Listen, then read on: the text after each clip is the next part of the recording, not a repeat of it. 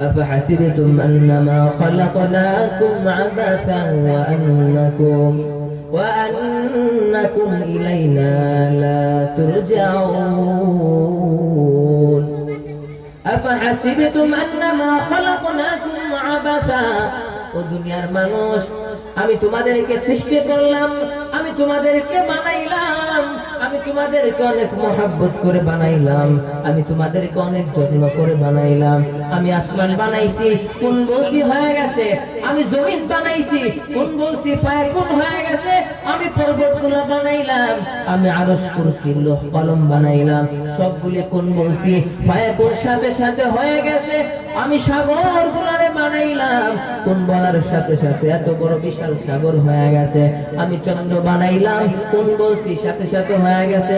আমি চাঁদ বানাইলাম, আমি সূর্য বানাইলাম, কোন বলার সাথে সাথে হয়ে গেছে। ও বান্দা জানো নি আমি তোমাকে কত মহব্বত করি, কত ভালোবাসি জানো?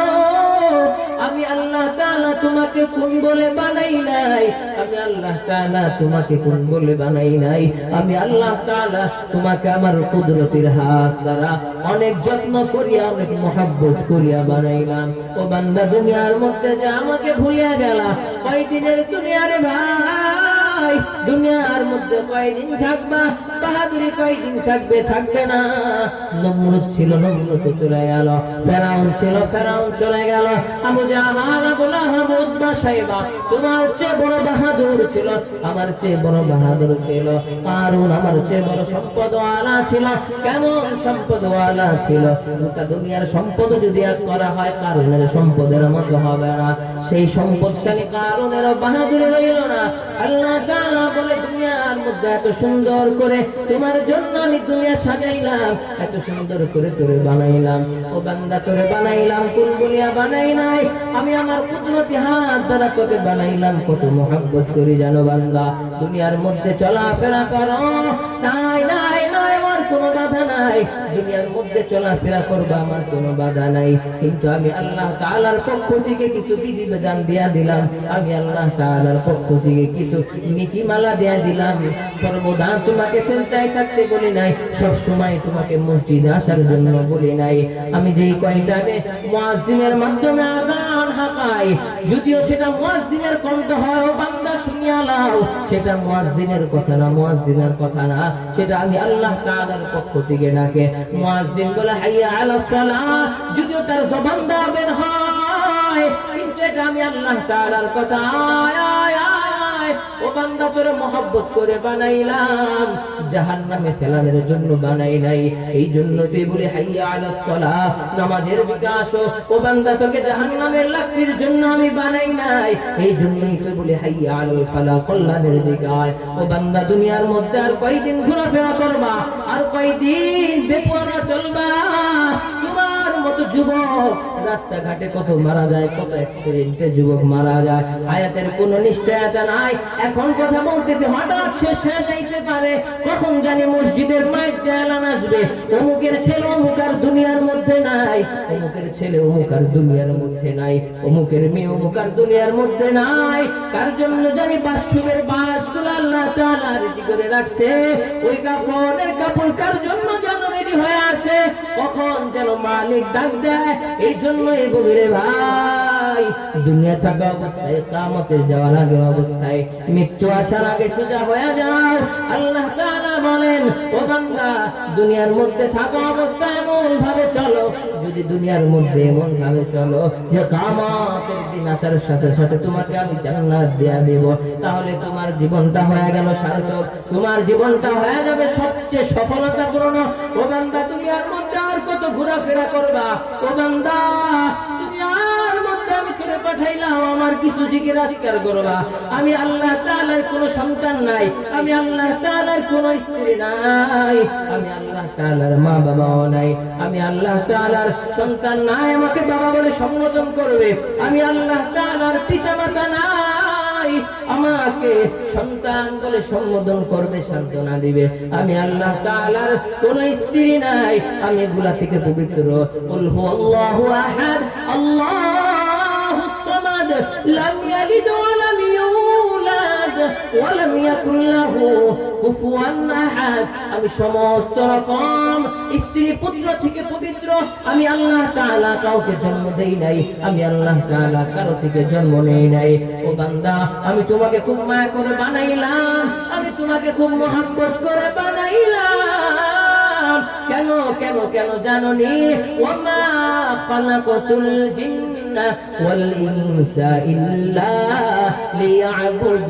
লিয়াবুদুন। ও বান্দা, আমি তোমাকে বানাইলাম আমার ইবাদতের জন্য।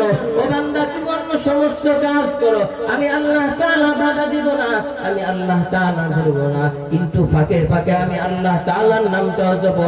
মাঝে মাঝে বলো আল্লাহু আকবার, মাঝে মাঝে বলো সুবহানাল্লাহ, মাঝে মাঝে বলে ওঠো আলহামদুলিল্লাহ। ও বান্দা, তুমি এগুলা বলার কারণে কি লাভ জানো নে?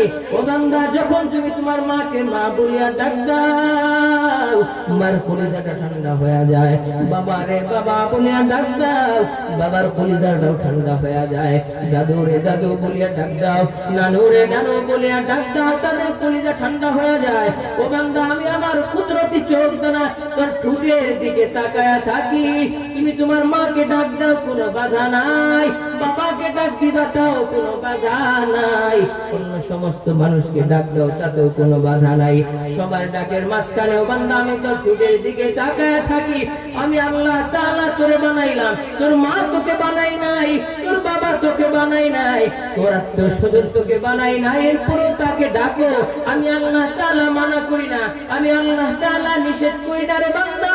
এর ফাঁকে যদি মাকে মা বলিয়া ডাকতি সমস্যা নাই, এর ফাঁকে যদি আমি আল্লাহকে একবার আল্লাহ বলিয়া ডাকতি রে গোলাম, আমি আল্লাহ তাআলার কলিজা ঠান্ডা হয়ে যাইত। আমি আল্লাহ তাআলার কলিজা ঠান্ডা হয়ে গেলে যদি একটা ডাক আমি আল্লাহ তাআলার কবুল হয়ে যাইত, একটা ডাক যদি আমি আল্লাহ তাআলার কাছে পছন্দ হয়ে যায়, বান্দা যখন আল্লাহকে আল্লাহ বলে ডাক দেয়, বান্দা যখন আল্লাহ তাআলার দিকে হেঁটে হেঁটে অগ্রসর হয়, আল্লাহ তাআলা বলে ও বান্দা আমি তোর দিকে দৌড়ায় দৌড়ায় অগ্রসর হই। বান্দা তুই যদি আমার দিকে এক পা অগ্রসর হও, আমি আল্লাহ তাআলা তোমার দিকে 10 পা অগ্রসর হয়ে যাই। ও বান্দা, তুমি যদি আমাকে একবার ডাকো, আমি আল্লাহ তাআলা তোমার ডাকে সাড়া দেই। উদউনি আস্তাজিব লাকুম। আল্লাহ বলে বান্দা আমাকে তুমি ডাকো, আস্তাজিব লাকুম, আমি তোমার ডাকে সাড়া দিব। কখন ডাক দিবা জানো নি? যখন দুনিয়ার মানুষের অফিস আদালতের একটা সময় নির্ধারণ করা থাকে, এরপরে যাইবা তো আর পাইবা না, সকাল থেকে বিকাল পর্যন্ত, এরপরে গেলে তোমাকে ফেরত আসতে হবে। কেন? অফিস টাইম শেষ হয়ে গেছে, অফিসের দরজা বন্ধ। কিন্তু আমি আল্লাহ তাআলা কেমন দয়ার মালিক, আমি আল্লাহ তাআলাকে পাহাড় থেকে ডাক দিবা, আমি আল্লাহ বলবো লাব্বাইক। তুমি জমিন থেকে ডাক দিবা, আমি আল্লাহ বলবো লাব্বাইক। তুমি তোমার মসজিদ থেকে ডাক দিবা, আমি বলবো লাব্বাইক। হাত দ্বারা কাজ করতেছো, মুখ দিয়ে যখন ডাক দিবা আমি বলবো লাব্বাইক। যখন যেখান থেকে আমি আল্লাহ তাআলাকে ডাক দিবা, আমি আল্লাহ তাআলা সেখান থেকেই বলবো লাব্বাইক। কিন্তু আমি আল্লাহ তাআলার কিছু এমন সময় আছে যেই সময়ের মধ্যে আমি আল্লাহ তাআলা তোমার ডাকে বেশি সাড়া দেব। অতি গভীর হয় রজনী যখন, গোপনে প্রভুর নাম ডাকিও তখন। প্রভুর করুণা যদি পাইবারে চাও, গভীর রাতে উঠে প্রভুর গুণগান গাও। হৃদয়ে থাকিবে যার নম্রতা সদা, রহমত আসিবে সেথা প্রভুর ওয়াদা। ভোগ বিলাসের বাড়ি গাড়ি পরে রবে সব, থাকতে সময় স্মরণ করো আল্লাহ আমার রব, থাকতে সময় স্মরণ করো আল্লাহ আমার রব।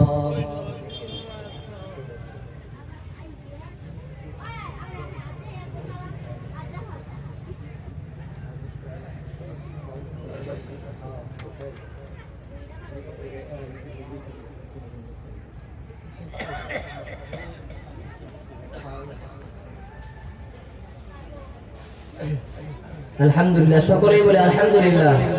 আমাদের দাওয়াতে মেহমান দুজন আমাদের মাঝে চলে আসছে। আমাদের সুপরিচিত মুখ সুনা হযরত মুফতি মিজানুর রহমান কাসিমি সাহেব, তিনি আমাদের মাঝে উপস্থিত হয়ে গেছেন। অল্প সময়ের মধ্যে তিনি চলে আসবেন এবং আমাদের বিশেষ বক্তা হযরত মাওলানা আবু তালিব মোহাম্মদ সাইফুদ্দিন দামাত বারকাতুহু তিনিও আমাদের মাঝে উপস্থিত হয়ে গেছেন। আমাদের মুফতি মিজানুর রহমান কাসেমী সাহেবের পরেই তিনি বয়ান করবেন। তো আমরা এখনো যারা এদিক সেদিক ঘোরাফেরা করতেছি, আমরা এত সুন্দর মাহফিল, এত সুন্দর সামিয়ানা দিয়ে সাজাইলাম, এরপরে যদি আমরা বাসায় বসে থাকি, মেহমানরা যদি চলে এসে আমাদের এই করুণ অবস্থা দেখে, তো তারাও কষ্ট পাবে এবং মাহফিলের সৌন্দর্য নষ্ট হয়ে যাবে। এই জন্য এখন আমরা এদিক সেদিক যারা ঘোরাফেরা করতেছি, এখন এদিক সেদিক বাজারে এবং ওই দোকান পাটে যারা ঘোরাফেরা করতেছি, মাহফিলের সৌন্দর্য রক্ষার্থে, মাহফিলের আদব রক্ষার্থে সকলে মাহফিলে চলে আসি। আমাদের মাঝে হযরত মিজানুর রহমান কাসেমী দামাত বারকাতুহু মাদ্দাসুল আলী তিনি কিছুক্ষণের মধ্যে মঞ্চে চলে আসবেন এবং বয়ান শুরু করবেন। তো হযরত আসার আগে আগেই আমরা সকলে মাহফিলের প্যান্ডেলে চলে আসি। হযরত অনেক বড় মাপের আলেম, অনেক বুজুর্গ মানুষ, যদি আমাদের এই অবস্থা দেখে, যদি কষ্ট পান, এটা আমাদের জন্য ক্ষতির কারণ, এটা আমাদের জন্য অমঙ্গল। এই জন্য এদিক সেদিক ঘোরাফেরা না করে সকলে মাহফিলের সামিয়ানার নিচে চলে আসি। মানে এইরকম বাগান প্রতিদিন, এইরকম মজমা প্রতিদিন মিলবে না।